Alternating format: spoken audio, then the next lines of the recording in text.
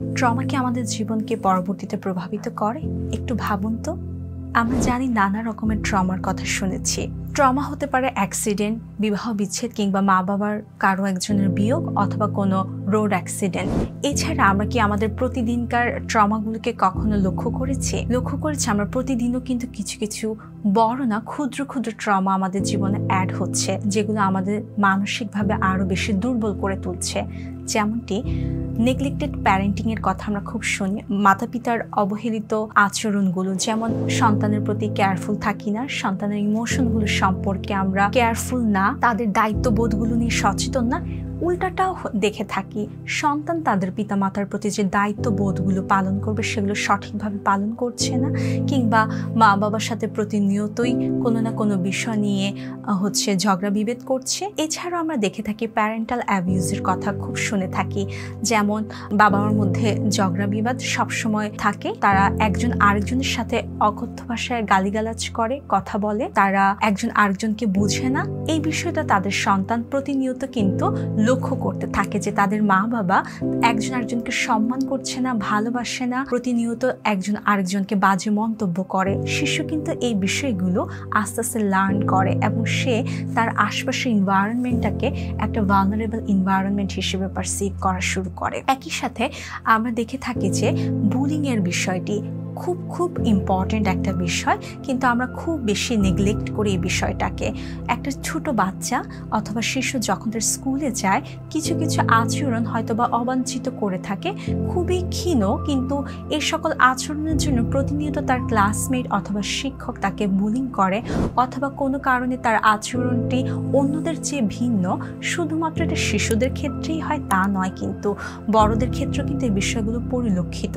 তার কলেজে অথবা ইউনিভার্সিটিতে অথবা ওয়ার্ক প্লেসে এ ধরনের বুলিংয়ের শিকার হয়। কখনো কখনো বডি শেমিং নিয়ে তো আমরা খুব খুব শুনে থাকি যে ওভারসাইজড, অনেক বেশি মোটা, দেখতে ভালো না, বিয়েতে প্রবলেম হবে, এই ধরনের কথাগুলো তাদেরকে কিন্তু আরও পিছিয়ে দেয় এবং সে কিন্তু আস্তে আস্তে ভালনারেবল হয়ে ওঠে। এবার আরেকটা গুরুত্বপূর্ণ বিষয় নিয়ে কথা বলবো, যেটা হচ্ছে সেক্সুয়াল অ্যাবিউজ বা হ্যারাসমেন্টের কথা। আমরা ভাবি যে আমাদের প্রতিদিনকার ছোট ছোট ঘটনাগুলোকে কিন্তু আমরা লক্ষ্য করি না, যেমনটি আমরা পাবলিক ট্রান্সপোর্টে দেখে থাকি। ব্যাড টাচ, ব্যাড কমেন্টস এগুলো প্রতিনিয়ত হয়ে থাকে। এখন যখন আমরা আমাদের বন্ধুদেরকে অথবা কলিগকে অথবা পরিবারের কারো একজনকে এই বিষয়টা শেয়ার করি, তারা কিন্তু এই বিষয়টা মূল্য দেয় না, প্রতিদিনকার খাওয়া দাওয়ার মতো বিষয়টা মেনে নেয়। অর্থাৎ তারা ভাবে যে এই বিষয়টা খুবই তুচ্ছ একটা বিষয়, এটা প্রত্যেকে এক্সপেরিয়েন্স করে। আবার যে আমি সচেতনভাবে শুনবো বা তাকে এই বিষয়টাকে সাপোর্ট দিব বা তাকে বোঝাবো, এই বিষয়টা খুব জরুরি না। এটা আমার সাথেও ঘটে, তার সাথেও ঘটে, এর মানে এই বিষয়টি খুবই নর্মাল একটা বিষয়। ঘরের মধ্যেও কিন্তু আমরা সেক্সুয়াল অ্যাবিউজের শিকার হই। আমাদের কাছে যারা ক্লায়েন্ট আসেন তারা বলেন তাদের ঘরেই তাদের সেফ বা নিরাপদ পরিবেশ তারা খুঁজে পায় না। তারা কোনো না কোনোভাবে তাদের বাবা হতে পারে, ভাই অথবা নিকট আত্মীয় দ্বারা সেক্সুয়াল অ্যাবিউজের শিকার হয়েছে। এই বিষয়গুলো কিন্তু জীবনে ছাপ রয়ে যায়, জীবন চলতে থাকে, কিন্তু তারা বাধাপ্রাপ্ত হয় নানাভাবে এবং একটা সময় আমরা উপরে পড়ি এবং আমাদের দৈনন্দিন কাজগুলো করে উঠতে পারি না। আমরা এই বিষয়গুলো খেয়াল করি না, কেন আমার সন্তানটি, কেন আমার বোন অথবা কেন আমার ভাইটি আগের মতো কাজ করতে পারছে না, কেন সে চুপসে গিয়েছে, কেন সে কর্মক্ষেত্রে ভালোভাবে প্রভাব ফেলতে পারছে না, যাকে নিয়ে আমি অনেক স্বপ্ন দেখেছি, কেন সে ওই রোলটা প্লে করতে পারছে না। ধরুন একজন ব্যক্তি প্রতিনিয়ত অথবা কিছু সময় পর পর এই ধরনের অভিজ্ঞতার শিকার হচ্ছে। আর দে ডুইং গুড মেন্টালি? আমরা কি ভাবতে পারি তারা মানসিকভাবে খুব সফলভাবে তাদের দৈনন্দিন কর্মক্ষেত্রে কাজগুলো করতে পারে? অনেক ক্ষেত্রে তারা পারে না, কিন্তু আমরা এই বিষয়গুলো লক্ষ্য করে উঠতে পারি না, খেয়াল করি না, সচেতন না। এই যে যাদের কথা বললাম বা যারা এই সকল বিষয় এক্সপেরিয়েন্স করলাম, তাদের মধ্যে কিন্তু একটা ট্রমাটিক স্ট্রেস এনভায়রনমেন্ট অলরেডি তৈরি হয়ে গিয়েছে। এবার ভাবুন তো, তারা এই সকল বিষয়গুলো কোপ করার জন্য নানা রকম স্ট্র্যাটেজি তৈরি করে, কিভাবে বিষয়গুলো কোপ করবে। এর মধ্যে কিছু থাকে অ্যাডাপটিভ, কিছু থাকে ম্যাল অ্যাডাপটিভ, অর্থাৎ গুড কোপিং এবং পোর কোপিং। পোর কোপিংগুলো আমাদেরকে আস্তে আস্তে দমিয়ে ফেলে, কিন্তু আমরা তখন ওই সময়টা অ্যাডজাস্ট করতে পারি, কিন্তু পরক্ষণে আস্তে আস্তে আস্তে আস্তে আর অ্যাডজাস্ট করতে পারি না। শুরু হয়ে যায় লেটেন্ট ভালনারেবিলিটি। এই যে লেটেন্ট ভালনারেবিলিটি চশমা দিয়ে আমি পুরো পৃথিবীটাকে দেখা শুরু করি। এই ক্ষেত্রে দেখা যায় যে সন্তান কিংবা বড় কেউ কিংবা শিশু তারা তাদের কর্মক্ষেত্রে স্কুলে নতুন নতুন যে অভিজ্ঞতা বা সিচুয়েশন আসে তা কনফ্রন্ট করতে পারে না। তাদের মধ্যে শুরু হয় একটা স্ট্রেস। এই স্ট্রেস থেকে তারা নিজেকে পারসিভ করা শুরু করে, আয়না নিজেকে দেখতে পায়, I am failure, I am helpless, I am worthless. এমনকি তার ওয়ার্ল্ডটাকে দেখা শুরু করে যে আমার ওয়ার্ল্ডটা হচ্ছে একটা থ্রেটফুল এবং আনপ্রেডিক্টেবল, এবং আমার আশেপাশে যারা আছে তাদেরকে কোনোভাবেই ট্রাস্ট করা যাবে না, রেসপেক্ট করা যাবে না। আস্তে আস্তে তার চিন্তার জগতের একটা পরিবর্তন আসে। আর আমরা জানি যখন চিন্তার জগতে পরিবর্তন আসে তখন আমার বিহেভিয়ারে একটা পরিবর্তন চলে আসে। আমরা মনে করি এই ট্রমাটিক স্ট্রেস এনভায়রনমেন্ট থেকে যে আমরা উঠে আসছি আমাদের মধ্যে কোনো প্রভাব ফেলছে না। একটু লক্ষ্য করেন আপনার আশেপাশের মানুষ অথবা নিজের মধ্যে এই ধরনের বিষয়গুলো দেখেন কিনা।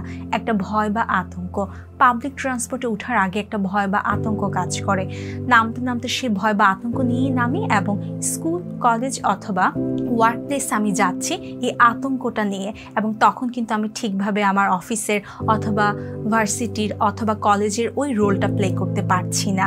আমার মধ্যে কাজ করে একটা হেল্পলেসনেস, এই যে আমি একটা আনসেফ এনভায়রনমেন্টে আছি, আমাকে এখানে কে হেল্প করবে, কোনো পথ খুঁজে পাই না, কোনো আশা খুঁজে পাই না। এই সকল বিষয়ের কারণে আমার মধ্যে একটা ডিসবিলিফ তৈরি হয় মানুষ সম্পর্কে, নিজের সম্পর্কে। একই সাথে অ্যাঙ্গার ইস্যু আমরা দেখি অনেকের মধ্যে হুট করে রেগে যায়। এই বিষয়টাতে এতটুকু রাগ করার প্রয়োজন নেই, কিন্তু আমি অনেক বেশি রেগে যাচ্ছি, আমি বুঝতে পারছি, এবং এতে করে আমার পরিবারের মানুষগুলো হার্ট হচ্ছে, কিন্তু আমি কিছু করে উঠতে পারছি না। যখন এই বিষয়গুলো আমি আমার মধ্যে লক্ষ্য করছি, একই সাথে খেয়াল করছি যে অনেকগুলো সুইসাইডাল থট আসে অনেকের মধ্যে।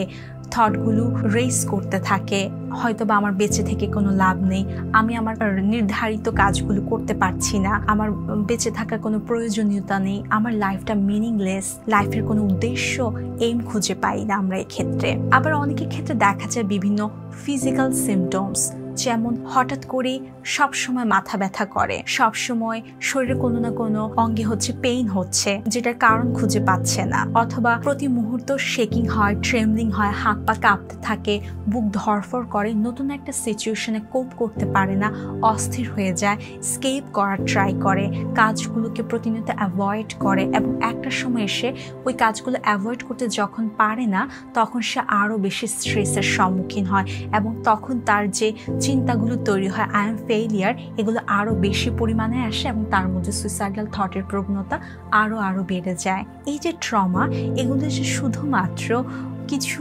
সিমটমস তা কিন্তু না, এগুলো কখনো কখনো আমাদের লং টার্ম প্রভাব ফেলে আমাদের জীবনে, কর্মক্ষেত্রে। এই সকল ক্ষেত্রে দেখা যায় যে depression, anxiety, social anxiety, post traumatic stress disorder, নানা রকমের রোগের সম্মুখীন হই, এবং অনেক ক্ষেত্রে আমাদের পরিবার, আমাদের সমাজ, আমরা এই বিষয়গুলো বুঝে উঠতে পারি না যে এগুলো একজন ব্যক্তি অথবা অনেকজন ব্যক্তির উপর কী ধরনের প্রভাব ফেলছে।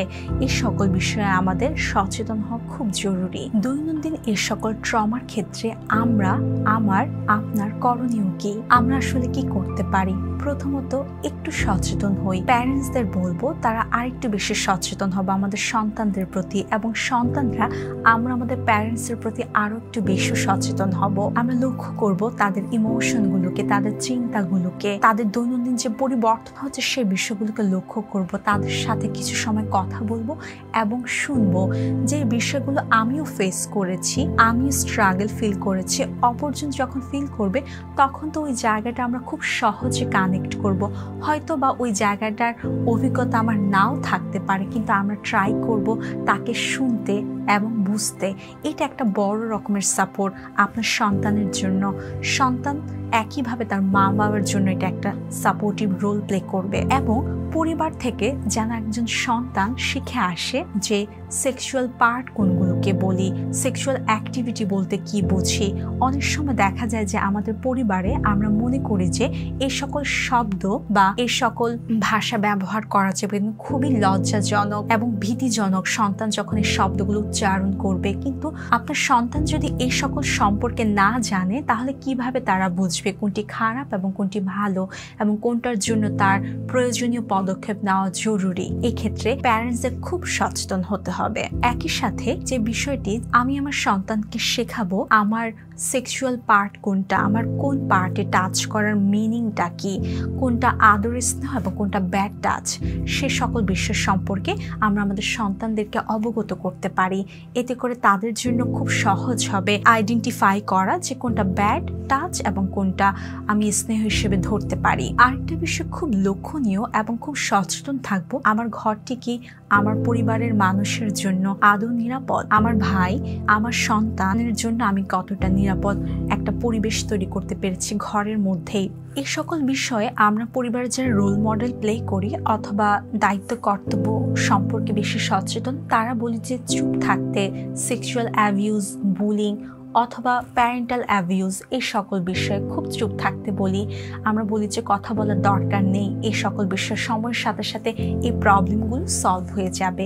কিন্তু এই প্রবলেমগুলো বা এই স্মৃতিগুলো আমার কিন্তু এক একটা ছাপ তৈরি করছে। তো এই সম্পর্কে কোনো স্টেপ নেওয়ার আগে সবচেয়ে বড় ইম্পর্টেন্ট বিষয় হচ্ছে আপনার পাশের এবং সামনের মানুষটাকে আপনি শুনুন, বুঝুন উনি কি বলতে চাচ্ছে, ওনার কষ্টের জায়গাটা কিন্তু রিয়াল এবং জেনুইন, ওনার জায়গাটা বোঝার চেষ্টা করা। এটা সবচেয়ে বড় সাপোর্ট হবে ওই ট্রমাটিক পার্সনের জন্য যে স্ট্রেসটা প্রতিনিয়ত বহন করছে। একই সাথে স্কুল কলেজে আমরা এই ধরনের বিষয়গুলো সম্পর্কে আরও বেশি অ্যাওয়ারনেস ক্রিয়েট করতে পারি এবং টিচাররা এক্ষেত্রে বিশেষ রোল প্লে করতে পারে তাদের স্টুডেন্টদের ক্ষেত্রে। বুলিং, সেক্সুয়াল অ্যাবিউজ এই সকল বিষয়ে তাদেরকে আরো বেশি সচেতন করা। আমরা অনেকে লক্ষ্য করি যে এই সকল সিচুয়েশনের জন্য যখন আমরা সম্মুখীন হই, আমরা জীবনের বড় বড় ডিসিশনগুলো খুব তৎক্ষণাৎ নেওয়ার চেষ্টা করি এবং কিছু একটা করে ফেলবো এরকম তাগিদ বোধ হয়। কিন্তু এই সকল ক্ষেত্রে আমরা ট্রাই করব ডিলে করে আমাদের ডিসিশনটাকে নিতে। আমরা যখন ইমোশনালি ব্যালেন্স ফিল করব, কিছুটা স্ট্যাবল থাকবো, তখন আমরা আমাদের লাইফের গুরুত্বপূর্ণ সিদ্ধান্তগুলো নেওয়ার চেষ্টা করব। খুব দ্রুত তড়িঘড়ি করে একটা ডিসিশন নিয়ে পরবর্তীতে সিদ্ধান্তহীনতায় ভুগবো, এতে করে আরেকটা স্ট্রেস তৈরি হবে। তাই একটু সময় নিয়ে নিজেকে একটু স্ট্যাবল করে পরবর্তীতে আমরা একটা স্টেপ নিব। এরপর আরেকটা স্টেপ আসবো, সেটা হচ্ছে যে আমাদের ডেইলি রুটিনটাকে আস্তে আস্তে করে গঠনমূলকে আনা। অর্থাৎ অনেক সময় দেখা যায় যে এই ট্রমাটিক স্ট্রেস এনভায়রনমেন্টের জন্য যে স্ট্রেসটা আমার মধ্যে তৈরি হচ্ছে, সেটা আস্তে আস্তে আমরা আমাদের ডেইলি অ্যাক্টিভিটিসগুলোতে পিছিয়ে যাচ্ছি। তো হুট করে খুব তড়িঘড়ি না করে আমরা প্রতিদিনকার জন্য ছোট ছোট স্টেপ নিতে পারি, ছোট ছোট কাজ ইনিশিয়েট করতে পারি। আজকে আমি এতক্ষণ পড়বো, অথবা আজকে এতক্ষণ মনোযোগ দিয়ে অফিসের কাজটা করব, পরিবারকে এতটুকু সময় দিব। আরেকটা বিষয় ইম্পর্টেন্ট, মি টাইমের। আমরা আমাদের জন্য কিছু সময় রাখবো নিজেদের ভাববার জন্য, নিজেদের গ্রুমিংয়ের জন্য, যেটা আমাদের মানসিক স্বাস্থ্যে খুব ভালো ইম্প্যাক্ট ফেলবে, পজিটিভ রোল প্লে করবে। এখন অনেক সময় দেখা যায় কি আমরা এই কাজগুলো একা করে উঠতে পারছি না, খুব স্টাক হয়ে যায়, ওই ধরনের সাপোর্টটা খুঁজে পাই না, অথবা সাপোর্টটা পেলেও কি করব, কিভাবে শুরু করব, কি ডিসিশন নিব, সেক্ষেত্রে বুঝে উঠতে পারি না। এই সকল ক্ষেত্রে আমরা প্রফেশনালদের হেল্প নেওয়ার চেষ্টা করব, তাদের নিয়ম কানুনগুলো শুনবো, জানবো, সে অনুসারে কাজ করব। এবং এই ভিডিওটা দেখে আপনার মাথায় আপনার মধ্যে কোন চিন্তাটা এসেছে, কি ধরনের চিন্তা এসেছে, আপনার মন্তব্যগুলো আমাদেরকে জানাবেন। আপনার মন্তব্যগুলো আমাদের জন্য খুবই গুরুত্বপূর্ণ। ভালো থাকবেন সবাই। আসসালামু আলাইকুম।